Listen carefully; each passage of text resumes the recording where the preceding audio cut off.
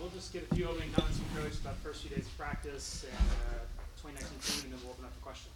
Yeah, the first 4 or 5 days of workouts have gone really well. It's what we can do legally right now is work out in groups, and we have limited hours as far as baseball related skill. Pitchers have been throwing a lot of bullpens. We feel like that the pitchers did a good job over the holidays, sticking with the plan and building their arms up. It's not like they just come in here and we start. They've got some downtime in the fall, but really around the 1st of December, they start building up, and really it's about 6 weeks out that they've been throwing now, and plus the bullpens here. And so when we get on the field as a full team Friday the 25th, the plan was to scrimmage that day, but due to the weather, it's a little chilly. We're going to just move our scrimmages back. We'll have a light regular practice, maybe a shorter practice in the cold weather outside on the 25th. That's planned right now. And then Saturday, Sunday, and Monday, we will scrimmage. It's supposed to be a lot better, so we just pushed everything back, and then we'll try to get back on track next weekend, and then the next weekend, and then that leads us into opening the season. And we just really tried to get our weekend starters, our projected weekend starters, online on track by pitching the day that we're thinking about pitching. For example, Campbell's going to throw on a Friday. We'll throw him Saturday, then we'll throw him next Friday, and he'll throw the next Friday, and then he'll be ready to go. So position player-wise, a lot of swings, getting in shape that way. Obviously, we've been lifting and doing a lot of running and fielding anything we can. Thank goodness for that indoor facility over there, although we won't have access to it this weekend on Friday and Saturday due to track, and that's fine. That's the agreement. When it was built, they had a few weekends that so we'll have it again on Sunday. But it's gone good. The only injury is Caleb Bolden. That injury happened after fall ball ended, before the Christmas break. It wasn't thrown very well, and I think he had some irritation for a while. I was throwing a bullpen and basically walked off and said my elbow hurts, and we got looked at. And he had Tommy John surgery a couple weeks later. When they got in there, just giving you some detail, they said this has been hurt for a long time. Had scar tissue in there, and he ended up completely tearing it, which sometimes that's fine. You're going to get it fixed, and we'll have him back next year. He'll be ready to go for the 2020 season. Other than that, we look like we're in pretty good shape. Is it too early to tell if Ezel's going to be able to play in the field opening day, or will he be a DH? I think he'll be able to play in the field. There are some limitations there, obviously. Cold weather hasn't helped any. That shoulders, they tightened it up, and they tightened it, and pretty good. So routine ground balls, turn double plays, fine. Going to his right, a little bit of an issue making that throw right now, but and maybe a relay throw, and we're going to set up our defense differently on relays with him out there, which we will work on this weekend. So he looks good, though, fielding the ball, turn double play, plate disciplines, hitting, obviously in batting practice. I'm looking forward to getting him out there in a game situation this weekend. Is it still he and Nesbitt who you're looking at second? Yeah, Nesbitt will play over there. Those would probably be the two. Hey, what's the plan with Connor Nolan at this point? Well, Connor's going to pitch on Saturday. He'll be second. I think he'll throw right behind Campbell on that side. He's looked really good in his bullpens. And, it's kind of interesting. Coach Hobbs comes in here, new coach, so he's fresh mind, fresh opinion on everybody. He really likes Connor. Let's just put it like that. So Connor's got good stuff, very mature, strong. We think he's going to be a really big part of our pitching staff. Have you and Chad worked out a schedule between spring football and baseball? Yeah, I mean, it's a little bit of a floating schedule, and what I mean by that is we just have to make sure we don't double up on anything where he's lifting with them and lifting with us. And Connor has to manage it. He has to make sure he speaks up to either us or football But Coach Morris was real good about it. He came down here and we met a couple weeks ago about it, and he brought their schedule. It's even to the point if Connor is one of our weekend starters and he's supposed to pitch on Saturday and it's the same day as the red-white football game, then he might not play in the football game that day. So that's kind of the way it was worded. But that'll have to be earned by Connor. He'll have to come in here and show us what he can do. But we've had freshmen pitch for us a lot, and we've got one right now that we feel like that has a really good opportunity to start on the weekend for us. Behind Campbell, who would you say you're looking at in weekend Yeah, rotation? just kind of was just mentioned. I would say Cole Ramage has looked really, really good, and I would say Patrick Wicklander, the left-handed freshman, his bullpens have been outstanding. I mean, I could list 4 or 5 guys, and the first weekend we play 3 games, then we play again Thursday, Friday, Saturday at USC. After that, it really picks up where there's 4 games a week, sometimes 5. We just need to make sure we have it fairly squared away by the time we play Missouri. And, we'll see. We feel great about our bullpen, but we're stretching some of those guys out. Someone's going to end up starting that maybe came out of the pen last year, and it'll be fine. Just with expectations, because coming off a season you did, you got fans just thinking you could automatically go to Omaha. Just kind of how do you handle all that with the team and just knowing what's out there? Yeah, I mean, I think there's always high expectation around here, and we talk about it all the time with the players. But, I've said many a time, at the University of Arkansas, you're not just playing for your teammates or yourself or your family. You're playing for the whole state. And so it brings a little more to the table. I don't know. I told the players in our meeting before we went home for the holidays that we were going to have to earn everything we get and that we wouldn't be ranked in any poll. Well, I was wrong there. And I just felt like when you lose 6 position player starters and, 2 out of 3 weekend starters, that there's still a lot to be proved. And I still feel that way. I do think that we're overranked for what we have returning. I think we have good players, and I think that we'll be good, sometime during the spring. But I don't know. We just work. We just tell them just to work, and we haven't panicked and start stressing them out. And with workload since they've got back, it's a long season. I want to make sure we're good the second half. So we're pacing them a little bit, just trying to get ready for opening day. Where did you envision Bolden fitting in on this pitching staff? And then he had about a quarter of your returning innings back, and you didn't have a whole lot back. Yeah, if you look at last year, if you had asked me that question the first half of the season last year, I would have said we're getting him ready to be a starter as a sophomore, and we thought that. But his outings weren't real good for him about midseason on. His velocity went backwards. His breaking ball kind of disappeared, which he had a good one. So it kind of tells you what happened. He got hurt last year.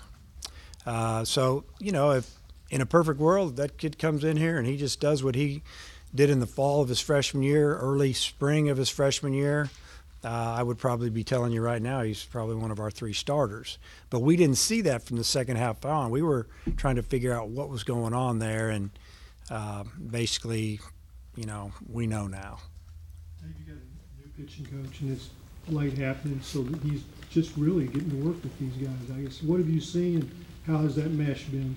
I think the mesh has been good because it's a lot of the same philosophy that Coach Johnson had with analytics and different things, and the way you evaluate pitchers and how to develop pitchers. A lot of the same philosophy, and that's one reason I wanted to get Coach Hobbs here. And the personalities are always different, but he comes across a little more serious, and the players are getting to know him, and it's been fun being around him. And I feel like that once they got to know him, they knew that he had their backs, their best interest, and he's all about getting them better, and he's been fun to be around.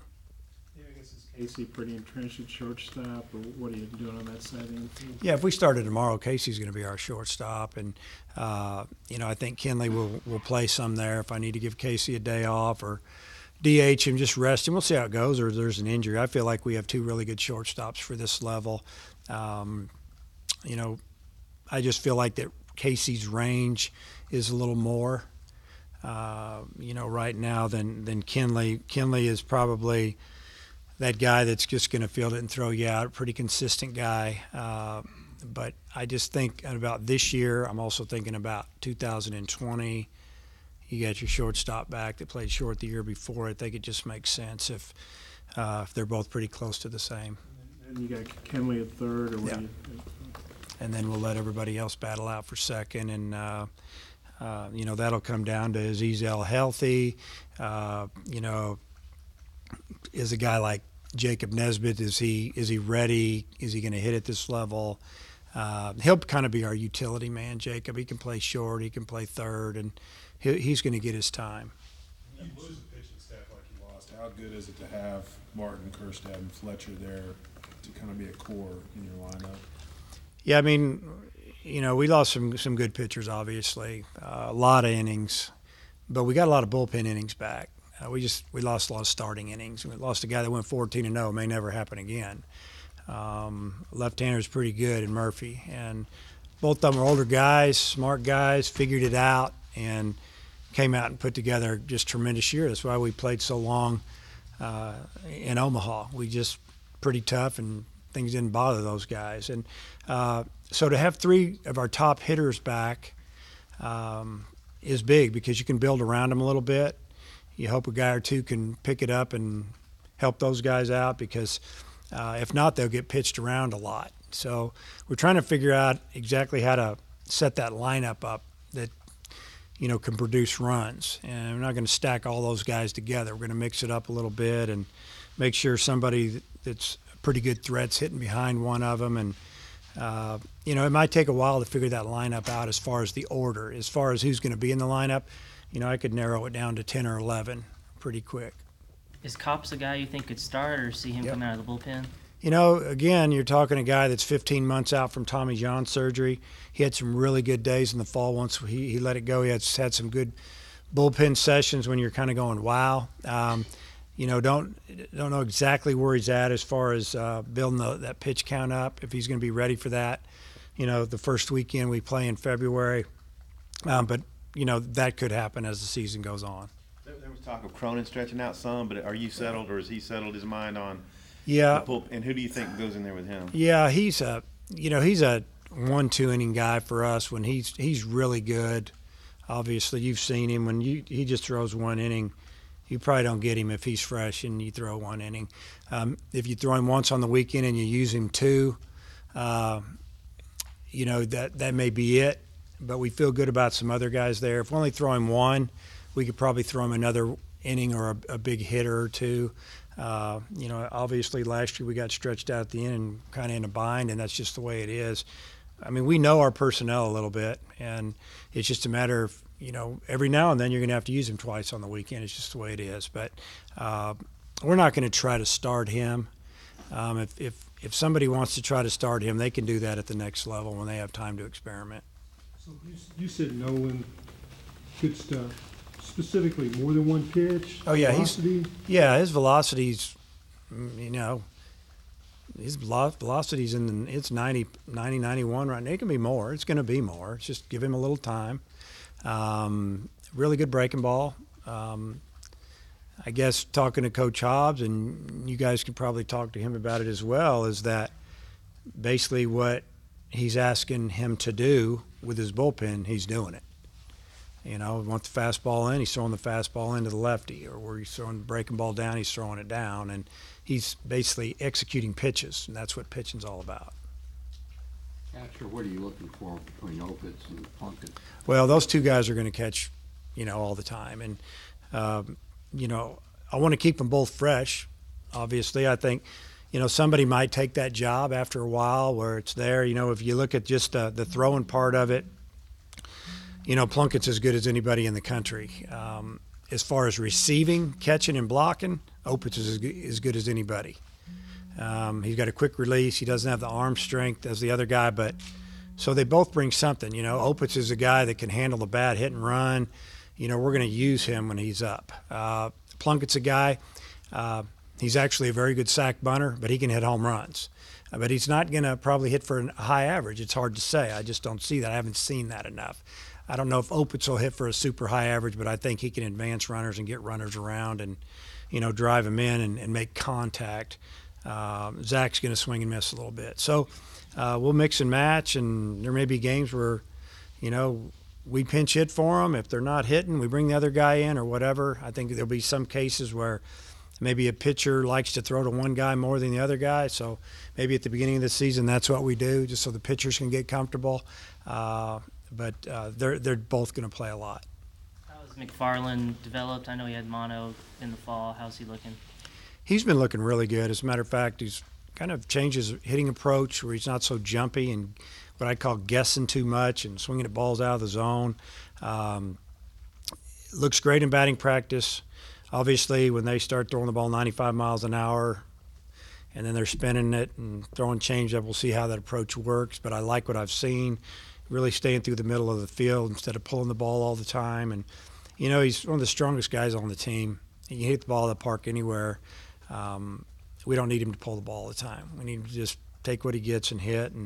But defensively, he's gotten a lot better. He's listened. He's listened to me. He's listened to Coach Thompson, and I think he's been more coachable this year than ever. But he's been told that defense is huge, and he's put a lot of time in there. What do you see out of Vermillion and Kostychuk this year? Two guys that have done extremely well since they've got back. Vermillion didn't pitch all fall. We rested him. He had a tremendous summer. Was projected one of the top players in the league coming out of there, and he comes in here with a little soreness in his shoulder. We said, okay, we'll get this right. And he's throwing the ball 94, 95 miles an hour right now. He'll pitch this weekend. He really never threw out of the windup here, but he is now. Coach Hobbs has been working with him on his windup, which, that's good to see. He could be a closer, he could be a middle guy, spot guy, he could be a starter. I could say the same thing about Jacob Kostychuk. The issue with him over the past couple of years is he wasn't very consistent. He's find himself behind in the count 2-1 all the time, 3-1. That's not good at this level. He's been throwing a lot of strikes, and his velocity is getting up there. He's actually put on a little weight. It's been a battle for him. We make the kid eat. It's incredible. It's almost a running joke. But he actually went home over the holidays and came back 7 or 8 pounds heavier, thanks to his mom and her cooking. I don't know, but it worked. And we just want him to stay strong like that. We could start him. We can use him out of the bullpen. We'll just see how it goes. And I think you'll see him get a start here and there, and you'll see him at the other end too. Is Goodhart your DH? Goodhart, he will DH. He will play left field, and he will probably play some first base. If you just talk about guys' batting practice, since they've got back, there's been nobody on the team that hit the ball better than him. It's been fun to watch. I guess in left field, is it Franklin? Mm-hmm. I don't have a roster in front of me. Is he your left fielder? He has a great opportunity to start right away. He kind of earned that spot late in the fall. I started him against UALR. I think I started him against Wichita State. He's gotten better, bigger, stronger. Now he's physically, he doesn't look like a freshman. Really good outfielder. So, if we're not 100% sure in left, we'll just go with the better defensive guy a little bit. But he will also, he's got a great opportunity to be our center fielder as a sophomore. So we think that much of him. If I needed to rest Dominic, or because Dominic's had a little bit of a sore arm, so we're kind of keeping an eye on him. I think came back throwing the ball too hard. If that ever happened during the season, I could DH him, and I wouldn't have any problem putting Franklin out there in center and let him get some experience. So I would say if we started tomorrow, he would probably pick up where he left up in the fall and probably be starting. How many tickets are you rounding up for the deal tomorrow? Do you have a speech? What deal is that? You're going into the Sports Hall of Fame. Do you think you'll get emotional, or what? No, I've tried to make sure that I won't, but we'll see how that goes. Yeah, it's a big honor, kind of unexpected, to be honest with you. And then the way that's all set up, normally There's 7 or 8 people going in. You get up and you speak for 5 minutes, and they're trying to get you off stage 'cause they need to get to the next guy. I almost feel like I should speak a little longer, so I plan for that. And I'm excited about it. We've rounded up a few tickets, and honestly, I was worried about people showing up, but I guess it's going to be okay. So I'm excited about it. Just to clarify on the starting, you said Connor would follow Campbell. You meant like the next day or No. immediately? So we'll go Saturday. I'm not sure exactly what time I've got the first pitch. Is it 1 o'clock? I don't know. So Campbell will be lined up against someone else, and then I think on the same squad, unless we make a change, Connor will throw second on one of the teams, is what I mean. So he'll be pitching probably in the 4th inning. We'll probably only go the first few scrimmages this weekend, about 6 to 7 innings of scrimmage. So your speech will be over before the scrimmage. The speech will be over before the scrimmage because the scrimmage is Saturday and the speech is Friday. That's what I meant. Yeah, they better be. I hope so. That was a bad joke. That was bad. No,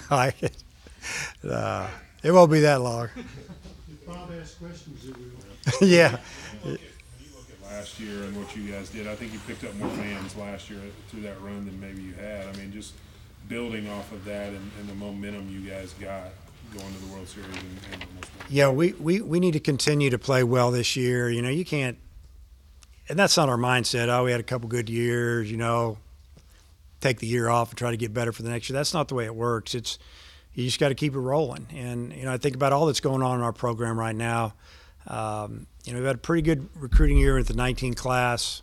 We've got some pretty good young players in here. We've got some young pitchers that are going to get on the mound, and that's always, as a coach, kind of reassuring. You can kind of see the future a little bit if nobody gets hurt. Our 2020 class is as good a class as I've ever recruited, I've ever been a part of, if we can get them here. I mean, those kids, there's a lot of those 20 kids, and I can't mention names yet, that are going to start as freshmen and play a lot. And we've got a project going on right now, meeting with architects, and meet again, I think, on the 7th. They're going to have some different drawings for us. It's exciting time.